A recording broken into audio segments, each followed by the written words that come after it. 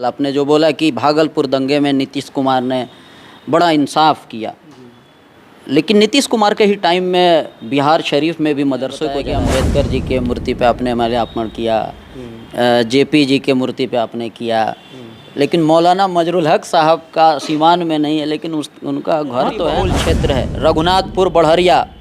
तो क्या अशरफ अली अंसारी को 2025 में क्या नीतीश कुमार आप पे भरोसा में भी 8 साल के बच्चे को भी 2 साल ठीक है, उसमें भी हुआ था। हमसे पहले अशरफ हुसैन साहब थे जो दरभंगा के रहने वाले थे, और उसके बाद से ये जिम्मेदारी हमको मिली। उनसे पहले कौन था? उनसे पहले सलीम परवेज साहब थे। अच्छा, जो मदरसा बोर्ड के चेयरमैन बने थे। तो विचारधारा अलग है, और नीतीश कुमार जी को कहा जाता है कि समाजवादी विचारधारा से आते हैं, लेकिन एक आध दो बार हिम्मत जुटाए हैं बीजेपी को छोड़ के चुनाव लड़ने का।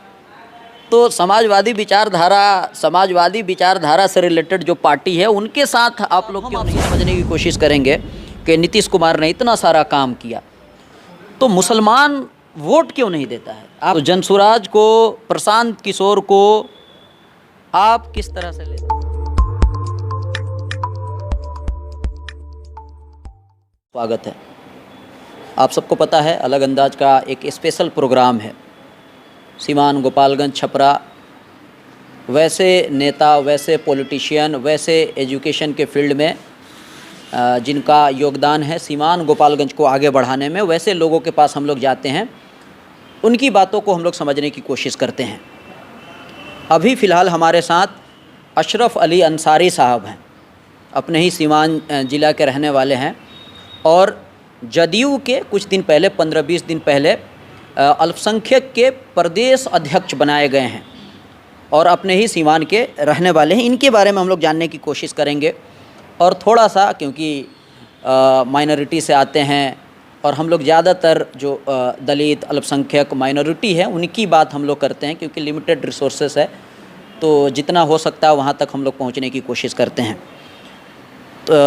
तो समझने की कोशिश करेंगे। सर, स्वागत है अलग अंदाज के चैनल पर। चलिए, शुक्रिया, और आपके सभी दर्शकों को शुक्रिया। जी। सबसे पहले तो आपको इतनी बड़ी जिम्मेदारी मिली है,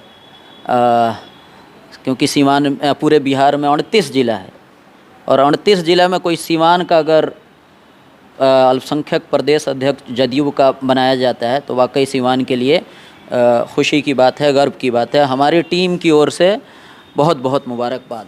चलिए, शुक्रिया। क्या कहेंगे? सबसे पहले हम चाहेंगे कि आप बेसिक से आप स्टार्ट करें। आपका नाम, आपके वालिद साहब का नाम तो हमने आपका बता दिया, आपका घर है ना, और एजुकेशन आपने कहाँ से लिया है, और पॉलिटिक्स में आप कैसे आए? जी। देखिए, मेरे वालिद साहब का नाम मरहूम हाजी फजल हक अंसारी, और मैं यही मकामी जीरादेवी प्रखंड से आता हूँ, और निरंतर तकरीबन 25 सालों से मैं, गांव भी बता दीजिए। तितरा मेरा गरीब खाना हुआ, और निरंतर तकरीबन 25 सालों से मैं जनहित में, जनता के बीच में रह कर के काम करता हूँ। पढ़ाई, मेरी शुरुआती पढ़ाई जो है हुई है कलकत्ता से हुई, उसके बाद से यहाँ पे भी पढ़ा, फिर दिल्ली भी गया। उसके बाद से दिल्ली में ही कुछ सोशल ऑर्गेनाइजेशन के साथ मैंने काम शुरू किया। जस्टिस राजेंद्र सिंह सच्चर साहब के साथ मैंने काम किया है, योगेंद्र यादव जी के साथ मैंने काम किया है। मैंने तीस्ता सी तलवार, कुलदीप नैयर और मैग्सेसे पुरस्कार विजेता संदीप पांडे जी के साथ किया है। मेघा पाटकर जी के आंदोलन में भी रहा हूँ। पर मुझे जब लगने लगा कि बिहार में जिस तरह से अराजक स्थिति थी और थप त्राहिमाम था, उस समय हम लोग को लगने लगा कि भाई बिहार में भी कुछ करना चाहिए। तो 2005 के नवंबर से पहले से हम लोगों ने नीतीश कुमार के सहयोग करने के लिए काम करना शुरू किया, और मैं तकरीबन 2000 दिन तक मैं बिहार घूम करके काम किया हूँ। मैं इधर सीवान में मैं पार्टी का हमेशा से तकरीबन 7-8 बार जनरल सेक्रेटरी रहा हूँ, मेन बॉडी का।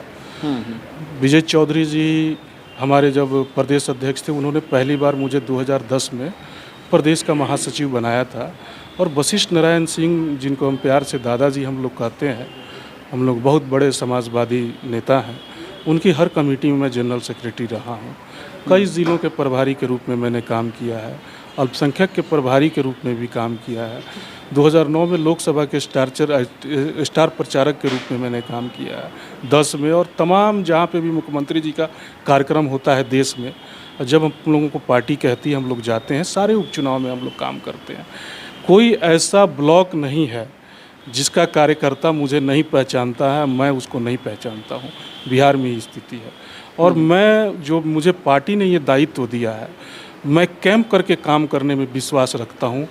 जनता दल यू में 5-10 लोग जो लोग होंगे कैंप करके काम करने वाले, तो उस कार्यालय में एक मेरा नाम भी आता है कि सिवान का एक अशरफ अंसारी है जो पार्टी के लिए कैंप करके काम करता है। अभी ग्रेजुएट कंस्टिट्यूएंसी में मुजफ्फरपुर के प्रभारी के रूप में मैं काम किया हूँ। तकरीबन 1 महीना 3 दिन रह करके तकरीबन 15,000 फॉर्म मैंने वहाँ से भरवाया है अभी रिसेंटली। उसके बाद से ही आया तो ये नोटिफिकेशन हुआ है।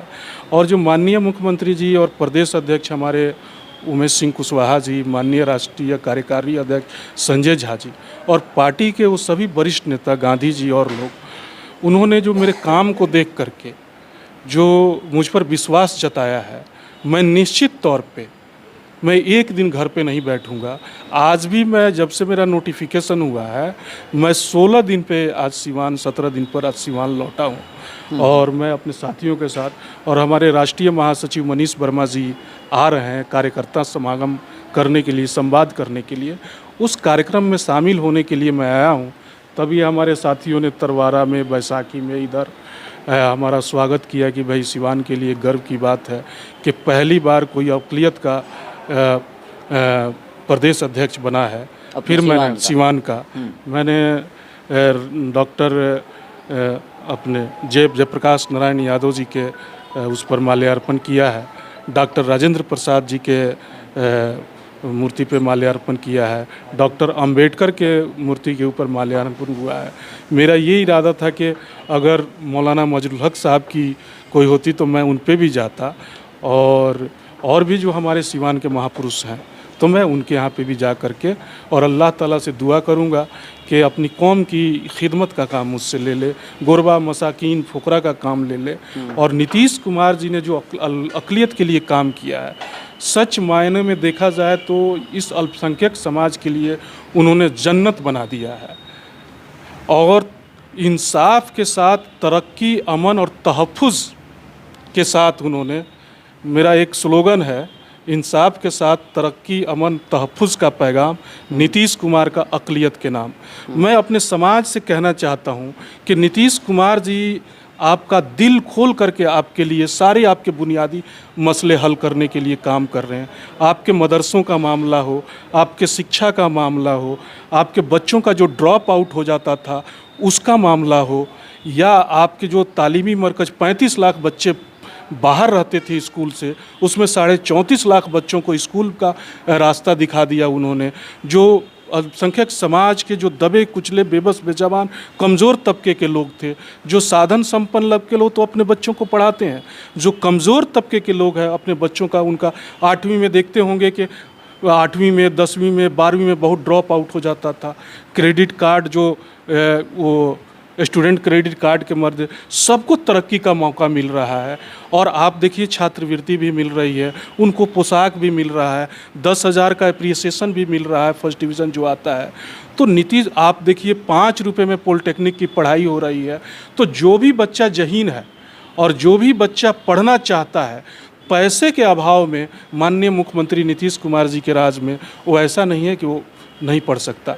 और मैं कहता हूँ कि जिन्होंने, वो दुनिया में कहीं ऐसी मिसाल नहीं मिल सकती है जो भागलपुर दंगे में जो उन्होंने न्याय किया है, इतने दिनों के बाद स्पीडी ट्रायल करवा करके, और उन्होंने सबको सज़ा दिलवाया, और उससे ज़्यादा उन्होंने कि पेंशन दिलवाया। और उससे भी ज़्यादा आपको बता दें कि जो लोग ज़मीन औने पौने दाम में बेच करके भाग गए थे और दरगाहों पे जा करके अपने, जिनके घर के सारे लोग मारे जा चुके थे, दरगाहों पे जाके भीख मांग करके और लंगर से अपना गुजारा करते थे, चाहे हज़रत मखदूम अशरफ जहांगीर सिमनानी रहमतुल्लाह अलैह की दरगाह हो, चाहे हज़रत निज़ामुद्दीन औलिया रहमतुल्लाह अलैह की दरगाह हो, हज़रत ख्वाजा मोइनुद्दीन चिश्ती रहमतुल्लाह अलैह के दरगाह हो, उस पर CID से ढूंढवा करके उनको ला करके उनके घरों में बसाया। और सरकार सरकार ने स्टाम्प रेवेन्यू ड्यूटी दे करके उनके ज़मीनों को वापस दिलवाया। ठीक, अब थोड़ा सा एक आध दो हम भी पूछ लेते हैं इसी बीच में। आपने बताया कि अंबेडकर जी के मूर्ति पे आपने माल्यार्पण किया, जेपी जी के मूर्ति पे आपने किया, लेकिन मौलाना मजरुल हक साहब का सीवान में नहीं है, लेकिन उनका घर तो है ना। जाएंगे, हम जाएंगे और हम लोग जाते रहे हैं। माइनॉरिटी के हैं जी, हम लोग जाते रहे हैं। हाँ, ऐसा नहीं है कि नहीं जाएंगे। तो शुरुआत वहाँ से करना चाहिए। हम लोग जाएंगे, वहाँ पे भी जाएंगे, जाते रहे हैं। ऐसा थोड़ी, हमारे जो भी प्रभारी मंत्री रहते हैं सरकार में, हम लोग जा कर के वहाँ चादर पोशी करते हैं। मैं उनका भी करना चाहता हूँ, मैं यूसुफ साहब का भी करना चाहता हूँ। जी जी जी। अच्छा, ये एक बात हो गई। एक और सवाल, आपने जो बोला कि भागलपुर दंगे में नीतीश कुमार ने बड़ा इंसाफ किया, लेकिन नीतीश कुमार के ही टाइम में बिहार शरीफ में भी मदरसे को जलाया गया। इस पर आप क्या नहीं, देखिए, शुरुआती झड़प कहीं भी होती है। आपके सिवान में ही बहुत जगह इस तरह का मामला हुआ होगा, पर आप एक बता दीजिए कि जहाँ पे सरकार जो है कॉन्शियस नहीं है, शुरुआती झड़प के बाद जब तक पॉलिटिकल सपोर्ट नहीं मिलता है वो आगे नहीं बढ़ती है। माननीय मुख्यमंत्री जी ने जब तक अगर कोई घटना की सूचना मिलती है तो तुरंत एक्शन लेते हैं। जब तक वहाँ का मामला कंट्रोल नहीं हो जाता है तब तक वो सोते नहीं हैं। मैं सिवान के मिसाल बताता हूँ आपको। 8-10 साल पहले यहाँ एक एसपी साहब हुआ करते थे। मैंने बता दिया था वहाँ पर मुख्यमंत्री निवास फ़ोन करके, तब एसपी साहब ने मुझे फ़ोन किया था कि अरे आप तो हम लोगों को नहीं बताते हैं, सीधा वो बता देते हैं। एक मीटिंग में माननीय मुख्यमंत्री जी ने कहा था कि अगर कोई इस तरह का मामला हो, सामाजिक सौहार्द बिगड़ने का मामला हो, तो पहले हमको सूचना दीजिए, फिर प्रशासन को दीजिए। मैंने एसपी साहब से कहा था कि सर इसमें कुछ गलती हो गई है, कुछ गलती हो गई तो जांच देख लीजिए, मैं आता हूं और आप मुझे जहां भेजना हो भेज दीजिए। पर माननीय मुख्यमंत्री जी ने हम लोगों से कहा है कि अगर इस तरह की कोई घटना होती है तो पहले हमको बताइए, फिर प्रशासन को बताइए। बढ़िया में भी 8 साल के बच्चे को भी 2 ठीक है, उसमें भी हुआ था। और उस समय एक हमारे नेता थे, राष्ट्रीय महासचिव थे, मैं तेलकत्थू में था और मेरी पत्नी वहाँ से जिला पार्षद हुसैनगंज 13 नंबर से मेरी पत्नी जिला पार्षद थी। मैं क्षेत्र में ही घूम रहा था, वहाँ से फ़ोन गया और वहाँ पे गया और उसके बाद से हम लोगों ने बैठा करके उसमें काम किया। हुसैनगंज में देवेश सहरा सर जब डीएम थे उस समय भी हुआ था। हम लोग बैठ करके मैंने कहा था कि आप लोगों के बीच में द्वेष है, हमको आपको गुस्सा है तो मुझको आप मार लीजिए, पर सामाजिक सौहार्द मत बिगड़ने दीजिए। जी जी, चलिए, ये एक बात हो गई। एक और बात हम समझने की कोशिश करेंगे। फ़िलहाल आप प्रदेश में आप अल्पसंख्यक के अध्यक्ष बनाए गए। आपसे पहले कौन था अभी? हमसे पहले अशरफ हुसैन साहब थे, जो दरभंगा के रहने वाले थे, और उसके बाद से ये जिम्मेदारी हमको मिली। उनसे पहले कौन था? उनसे पहले सलीम परवेज साहब थे। अच्छा, जो मदरसा बोर्ड के चेयरमैन बने थे तो इस्तीफा दे दिया था उन्होंने। बिल्कुल, आप सब लोग सलीम परवेज को तकरीबन जितने सारे लोग जानते होंगे, तो पहले वो भी प्रदेश में अल्पसंख्यक के अध्यक्ष रह चुके हैं। उससे पहले तनवीर आलम साहब थे, एमएलसी थे, वो भी रह चुके हैं। उससे पहले सलाम साहब थे, फिर एक जमाल साहब भी थे उस बीच में, जो आधा बिहार के वो थे। अलेक्जेंडर खान साहब आधा बिहार के थे। इस तरह से थे। एक बात बताइए, आपने बोला कि हम लोग समाजवादी विचारधारा, लेकिन देखा जाए नीतीश कुमार जब से गद्दी संभाले हैं, एक आध दो बार जो आपके बीजेपी से हट के हिम्मत जुटा पाए हैं, क्योंकि बीजेपी का विचारधारा अलग है और नीतीश कुमार जी को कहा जाता है कि समाजवादी विचारधारा से आते हैं, लेकिन एक आध दो बार हिम्मत जुटाए हैं बीजेपी को छोड़ के चुनाव लड़ने का। तो समाजवादी विचारधारा से रिलेटेड जो पार्टी है उनके साथ आप लोग क्यों नहीं आते हैं? आप लोग कभी ये देखिए, ये माननीय मुख्यमंत्री जी हमारे नेता हैं, वो सर्वमान नेता है। हम लोगों का आस्था और विश्वास उनमें है और बहुत सारे लोगों का है। पर मैं ये कहना चाहता हूँ आपसे कि और स्टेटों में, प्रदेशों में देख लीजिए, जहाँ अक़लियत समाज जिस पार्टी को वोट नहीं करता है उसका नेता रिटेलिएट करता है, पनिश करता है। पर हमारे मुख्यमंत्री जी वोटर्स की चिंता करते हैं, वोट की चिंता नहीं करते हैं, और किसी के साथ भी रहे हों अपने मुद्दों पर राजनीति करते हैं। एक भी ऐसा मिसाल नहीं मिलता है कि माननीय मुख्यमंत्री जी ने अल्पसंख्यक के हितों के खिलाफ कोई काम किया हो। आप पूरा इतिहास उठा करके देख लीजिए। और एक एक बुनियादी मसला अल्पसंख्यक समाज का हल किया है, और वो सभी समाज को साथ लेकर के चलना चाहते हैं और सामाजिक सौहार्द को कायम करते हैं। और पूरा बिहार उनका परिवार है। जो सिर्फ उनके परिवार के जो लोग और पार्टियों को ले गए, 2 4 10 उनके परिवार में लोग रहते हैं, सिर्फ उनको अपना परिवार मानते हैं। पर माननीय मुख्यमंत्री जी पूरे बिहार के आवाम को, चाहे वो हिंदू हो, मुस्लिम हो, अगड़ा हो, पिछड़ा हो, सबको न्याय के साथ तरक्की का मौका दे रहे हैं। आप देखिए ना अल्पसंख्यक समाज के साथ कि कितनी आप देखिए 50-50, 100-100 लोग जो है थाना प्रभारी हो रहे हैं। आप देखिए बीपीएससी में कैसे हो रहे हैं। अब तो अंजुमन इस्लामिया को इतना करोड़ों रुपए लगा करके इस तरह का भवन बनाया, अब उसमें जजों के लिए कर रहे हैं, क्योंकि मुस्लिम समाज के लोग की जजों का है। आप बच्चियों के मामले में देख लीजिए, अपने सिवान में ही बहुत सारी ऐसी बच्चियां हुई हैं कि बीपीएससी करके, और दूसरे लोग जो डिप्टी कलेक्टर जो हो रहे हैं। और ये सारी मिसालें आप लिस्ट देखते होंगे, आप उठा करके देख लीजिए। पिछले जो तथाकथित मुस्लिम हमदर्द लोगों की जो सरकार थी, अब आंकड़ा निकालिएगा और माननीय मुख्यमंत्री जी के जो कार्यकाल का आंकड़ा निकालिएगा, तो अल्पसंख्यक समाज कई गुना उनसे तरक्की पर है। वो लोग सिर्फ 2 4 लोगों है मुसलमानों के लिए उन्होंने किया है, अभी भी कर रहे हैं, लेकिन सब लोग मानता भी है। लेकिन एक बात हम समझने की कोशिश करेंगे, बिहार के जो मुस्लिम हैं, अल्पसंख्यक के जो लोग हैं, जिस तरह से अभी भी नीतीश कुमार पे जिस तरह से भरोसा मतलब वोट में कन्वर्ट नहीं हो पाता है, तो अशरफ साहब हम आपसे समझने की कोशिश करेंगे कि नीतीश कुमार ने इतना सारा काम किया, तो मुसलमान वोट क्यों नहीं देता है? आपको क्या लगता है? ये बड़ी विडंबना है। हमारे लोग जज्बात में बह जाते हैं और जो आकलन नहीं करते हैं।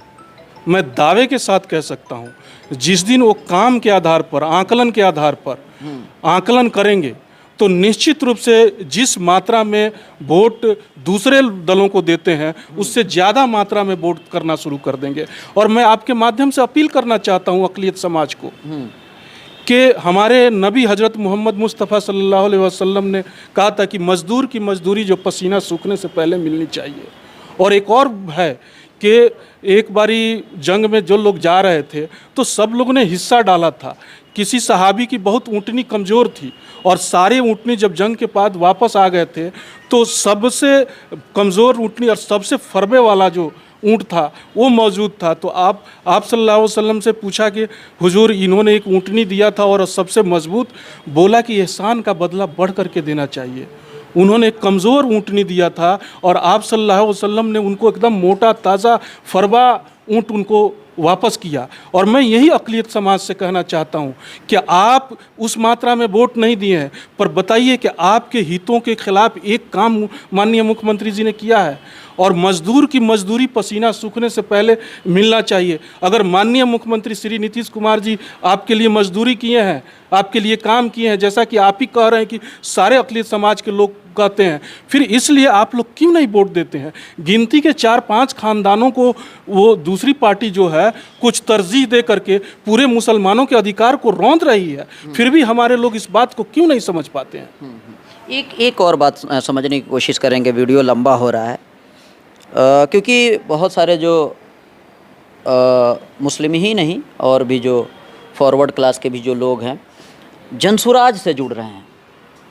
तो जनसुराज को, प्रशांत किशोर को आप किस तरह से ले रहे हैं? देखिए, ये लोकतंत्र है और सबको मतलब लोगों के बीच में जाने का अधिकार है, पार्टी बनाने का अधिकार है, जनता के बीच में काम करने का है, और जनता मालिक है।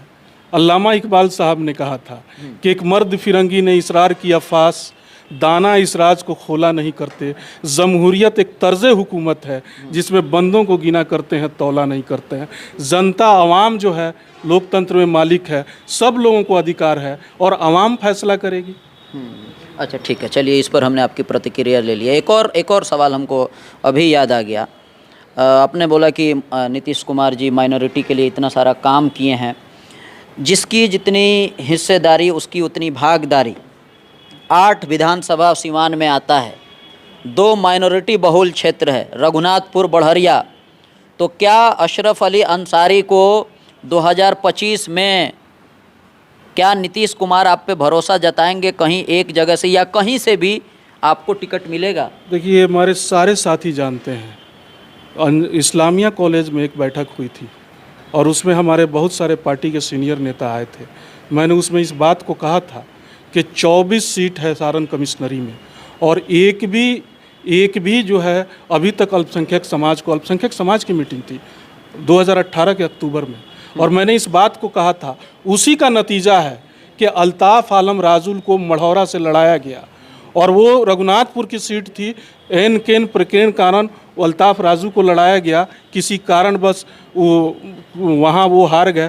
पर निश्चित मैं आप दावे के साथ कह सकता हूँ कि माननीय मुख्यमंत्री जी 11 टिकट दिए थे, पर अल्पसंख्यक समाज से मैं कहना चाहता हूँ कि अल्पसंख्यक समाज को 11 टिकट दिए थे, एक भी अल्पसंख्यक समाज जीत नहीं पाया।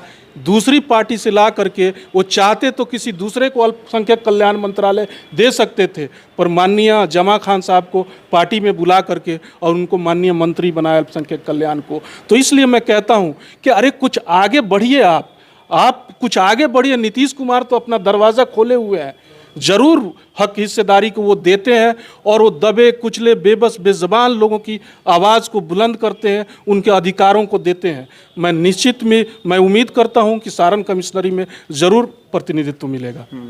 चलिए वीडियो ख़त्म करेंगे। बिल्कुल आप लोग कमेंट के माध्यम से अपनी प्रतिक्रिया दे सकते हैं। फिलहाल इसी तरह से हम लोग सीमान गोपालगंज में जिनका आगे बढ़ाने का योगदान है उन तक हम लोग पहुँचते हैं, उनकी बात, उनकी सोच, उनकी समझ आप तक हम लोग पहुंचाने की कोशिश करते हैं। फिलहाल बने रहें, देखते रहें अलग अंदाज।